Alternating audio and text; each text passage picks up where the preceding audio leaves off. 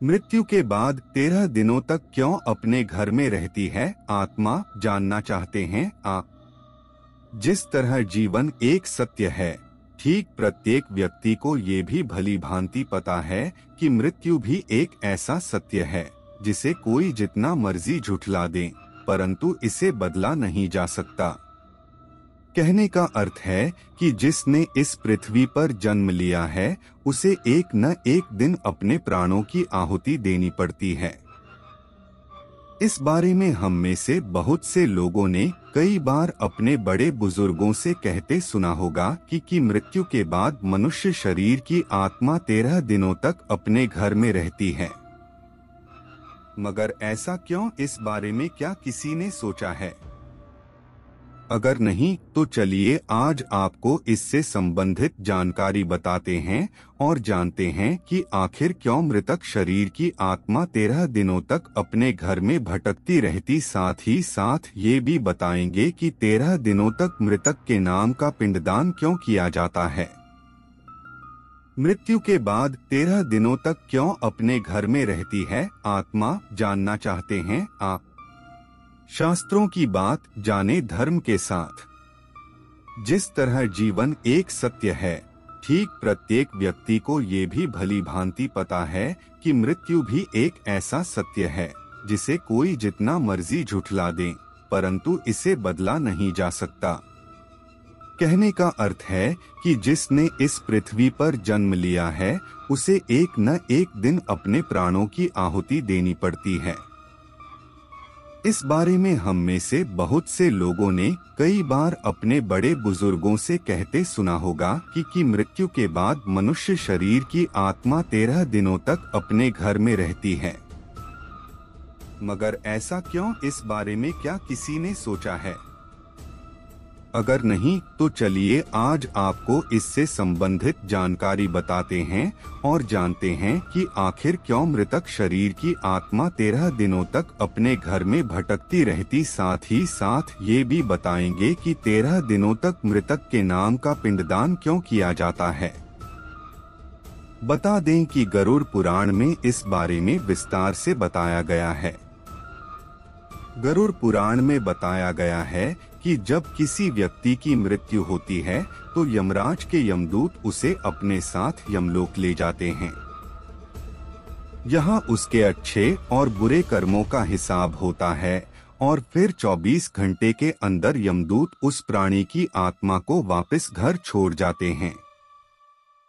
यमदूत के द्वारा आत्मा को वापस छोड़ जाने के बाद मृतक की आत्मा अपने परिजनों के बीच भटकती रहती है और अपने परिजनों को पुकारती रहती है, लेकिन उसकी आवाज को कोई नहीं सुन पाता।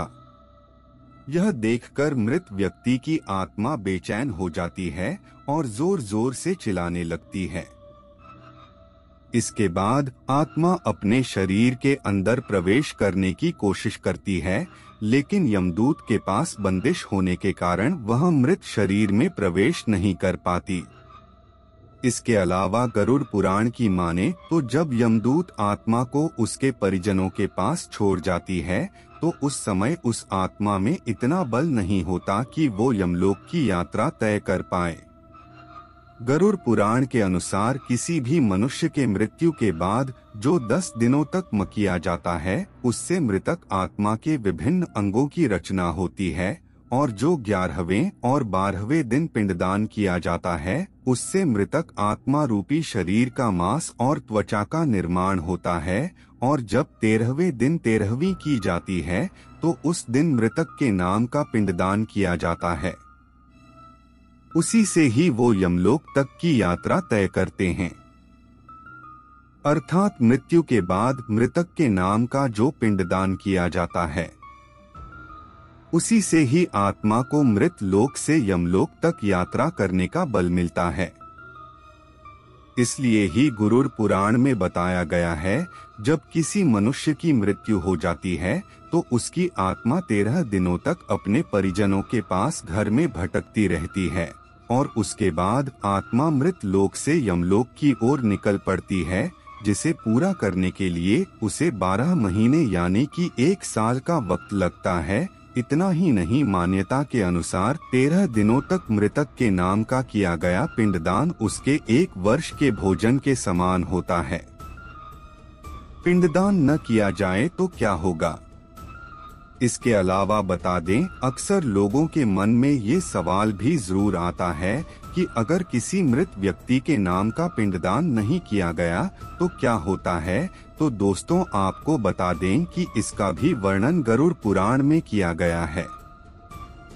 जी हाँ, जिस मृतक व्यक्ति का पिंडदान नहीं किया जाता, यमदूत उसे 13वें दिन जबरदस्ती घसीटे हुए यमलोक की ओर ले जाते हैं और मृतक व्यक्ति की आत्मा को इस दौरान काफी कष्ट उठाना पड़ता है।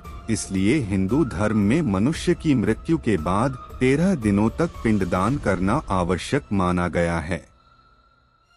इसके अलावा आपको बता दें कि 13वें दिन परिजनों के द्वारा मृतक व्यक्ति के नाम का जो भोज करवाया जाता है, अगर वह कर्ज लेकर किया जाए तो मृत व्यक्ति की आत्मा को शांति नहीं मिलती।